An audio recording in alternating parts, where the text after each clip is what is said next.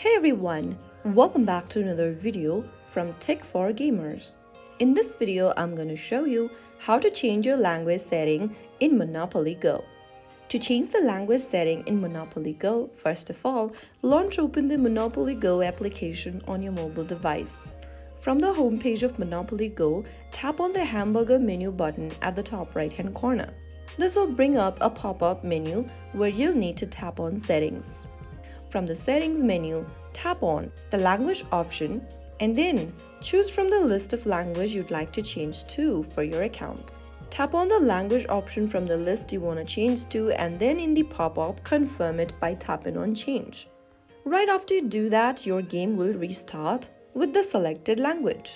You can always go back to the same location if you ever want to change to a different language again. And there you have successfully changed your language setting in Monopoly Go.